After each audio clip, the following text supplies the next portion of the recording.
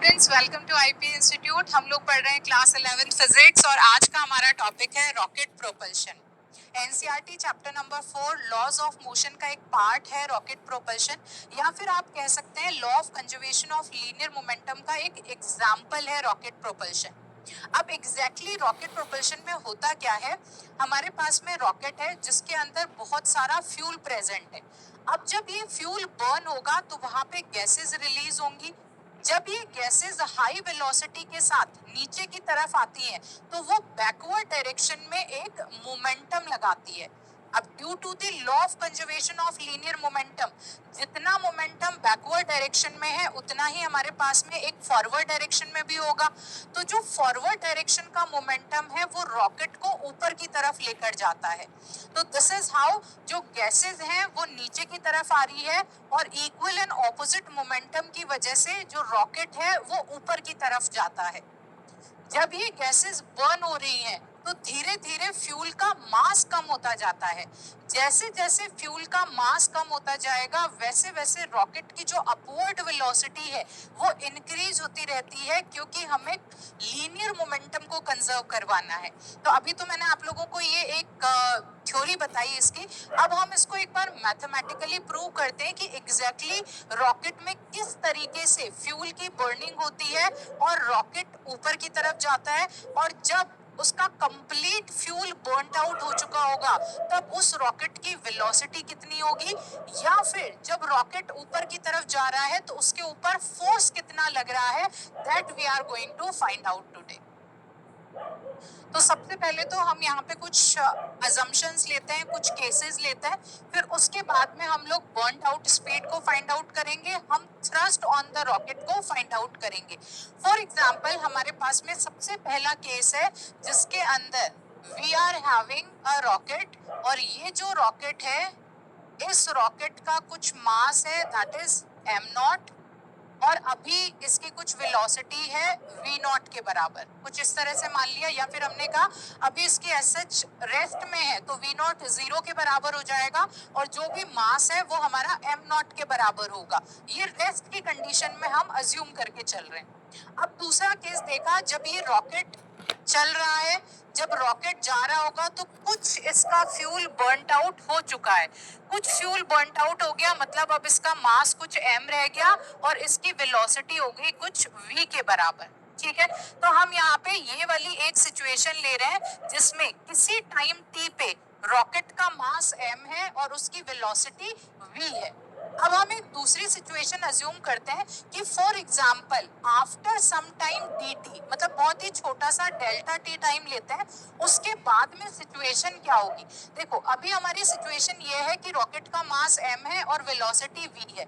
अब दूसरी सिचुएशन हमारे पास में क्या है कि after a small time interval delta t, अब क्या हो जाएगा, इसका जो मास है वो किसी छोटे से मास से कम हो गया।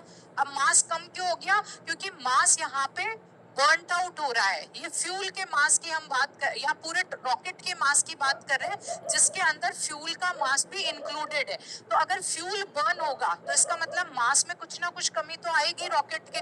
तो हमने कहा फॉर एग्जांपल कुछ यहाँ पे फ्यूल बर्न हुआ और जो फ्यूल बर्न हुआ उसकी गैसें जो है वो इस तरीके से नीचे की तरफ आई। तो यहाँ पे जो भी मास था जो बर्नड आउट हुआ वो किसकी फॉर्म में नीचे आ गया, इन गैसेस की फॉर्म में। तो जितना मास रॉकेट से कम हुआ उतना यहाँ पे हम इन गैसेस का मास dm मान लेते हैं।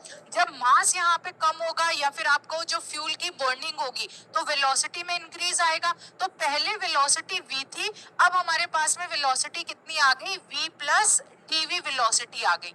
जो ये गैसेस हैं वो भी डाउनवर्ड डायरेक्शन में जा रही है, तो इनकी वेलोसिटी हम मान लेते हैं vg के बराबर। ठीक है, तो एक अजम्पशन हमने यहाँ पे लिया कि किसी टाइम डेल्टा t पे हमारा जो भी रॉकेट है उस रॉकेट का मास कितना है, it is m minus dm, the velocity is v plus dv and we are having the gases जिनकी वेलोसिटी vg के बराबर है और इन गैसेस का मास है dm के बराबर। ठीक है, अब क्योंकि यहाँ यहाँ पे conservation of linear momentum exist करता है। तो जितना लीनियर मोमेंटम प्रीवियस वाले केस में था, कौन से वाले केस में, ये वाले केस में जो लीनियर मोमेंटम था वही same to same linear momentum हमारा सेकंड वाले केस में भी होना चाहिए। लीनियर मोमेंटम का फॉर्मूला होता है मास इनटू वेलोसिटी। तो हम यहाँ पे केस 1 के लिए जो मोमेंटम लेंगे that will be mass into velocity. Now it should be equal to the next condition. तो हम नेक्स्ट कंडीशन में जो मोमेंटम है वो किसके बराबर होगा, again mass into velocity. Mass यहाँ पे कितना है, m माइनस dm, तो we are writing it m minus dm, और वेलोसिटी कितना है, v प्लस dv। अब इसके साथ साथ यहाँ पे गैसेस डाउनवर्ड डायरेक्शन में किसी वेलोसिटी vg से आ रही है और उनका मास कितना है, dm के बराबर। तो अगेन इनका मोमेंटम भी हमें लिखना होगा। तो ये मोमेंटम कितना हो जाएगा, अगेन मास इनटू वेलोसिटी।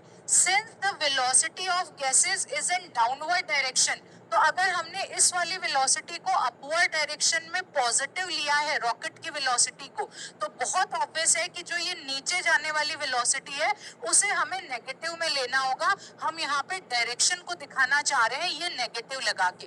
तो from the law of conservation of linear momentum हमें यहाँ पे ये एक इक्वेशन मिल गई। इस इक्वेशन को अगर हम सॉल्व करते हैं तो what do we get mv is equal to, इसे सॉल्व कर लेते हैं, mv plus m dv minus v dm minus dv into dm minus vg into dm। बस मैंने ये जो ब्रैकेट है इसको खोल दिया और आपस में इनको मल्टीप्लाई कर दिया, इतना ही किया।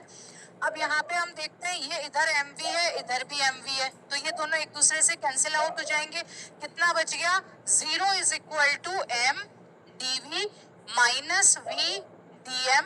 अब देखिए यहाँ पे जो dv और dm है, these are very small changes, मतलब चेंज इन वेलोसिटी और चेंज इन जो मास है वो बहुत ही छोटा है कि इनका जो मल्टीपल आएगा that will also be very small.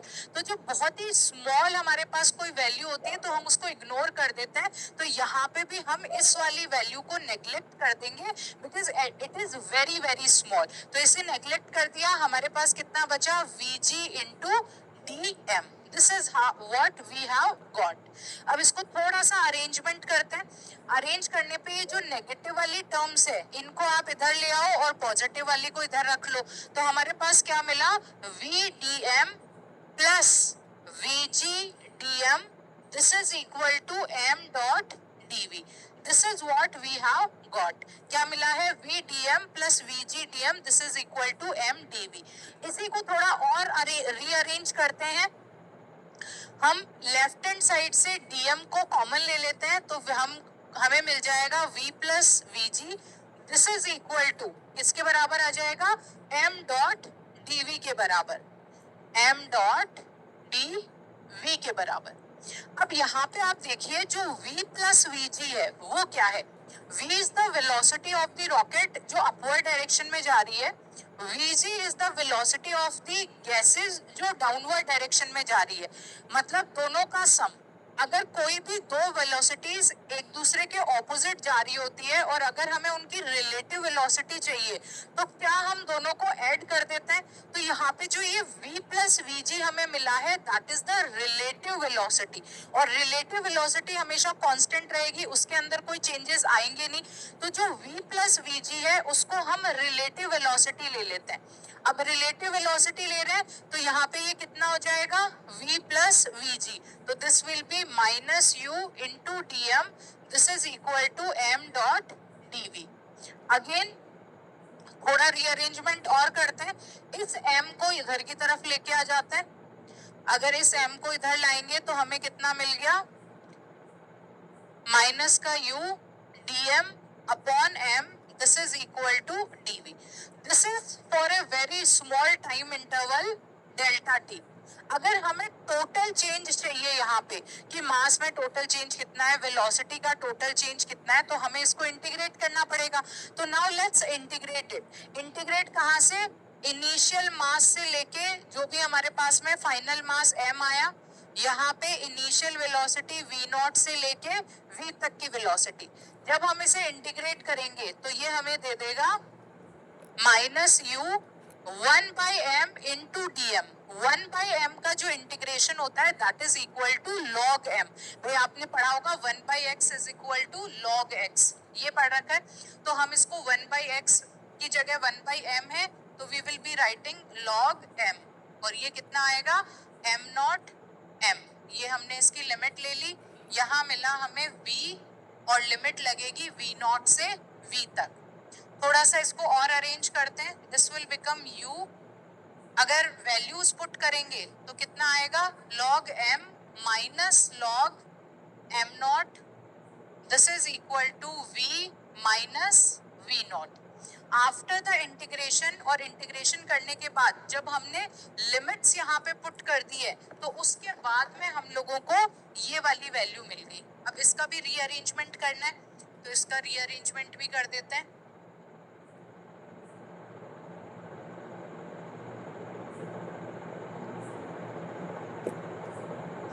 चलो इसका रीअरेंजमेंट करने पे हमें क्या मिलेगा, minus u log m upon m not, this is equal to v minus v not.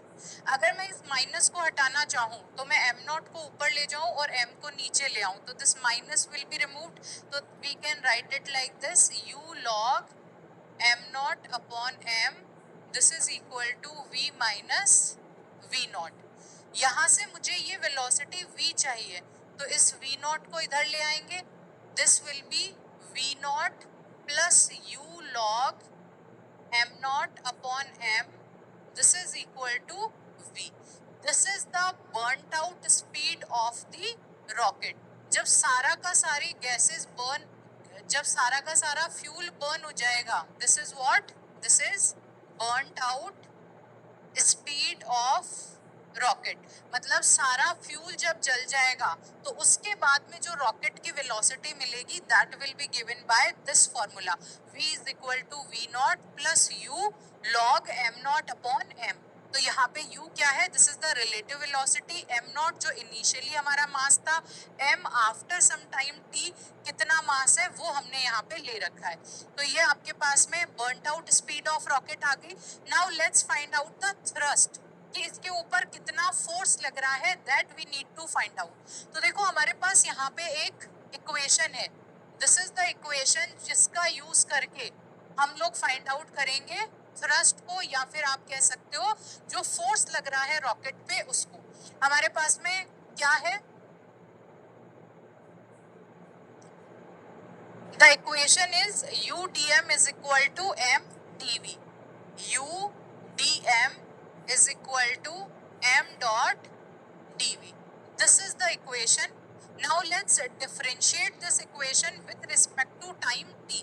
अगर हम इसे time t के साथ differentiate करेंगे तो this will become dm upon dt. This is equal to m dv by dt. We all know that acceleration is equal to dv upon dt. तो हम यहाँ पे dv upon dt की जगह लिख देंगे acceleration. So this will become u dm upon dt. This is equal to mass into acceleration, and we all know that mass into acceleration is equal to force, and ये force हमें किसके बराबर मिल गया, u dm upon dt। जब मैंने तुम्हें second law of motion बताया था तो वहां पे फोर्स के 3 फॉर्मूले बताए थे और बोला था कि जो फोर्स का एक फॉर्मूला है that is F is equal to ma, one is F is equal to ma, the second one is F is equal to dp upon dt, and the third one we got was u dm upon dt। ये जो dm upon dt है that is the case of variable mass। variable mass का मतलब जहाँ पे mass constant नहीं है, mass change हो रहा है with respect to time। अब बात आती है कि ऐसा कौन सा एग्जाम्पल है जिसमें mass with respect to time change होता है। तो एक तो हमारा ये रॉकेट वाला ही केस हो गया कि जैसे जैसे फ्यूल की बर्निंग होती है वैसे वैसे जो मास है रॉकेट का वो टाइम के साथ कम होता जाता है। तो यहाँ पे मास कांस्टेंट नहीं है, मास वेरिएबल है। दूसरा मैंने आपको एक एग्जांपल बताया था बजरी के ट्रक का, कि बजरी का ट्रक जा रहा है और उसमें से थोड़ी थोड़ी बजरी सड़क पे गिरती हुई जा रही है, तो उसका मास भी with respect to time decrease होता जा रहा है। अगेन एक पानी का टैंकर जा रहा है जिसमें से पानी लीक हो रहा है, तो again we have the variable mass concept. With respect to time, mass is changing. So this was an example of variable mass concept and also an example of law of conservation of linear momentum. Thank you everyone.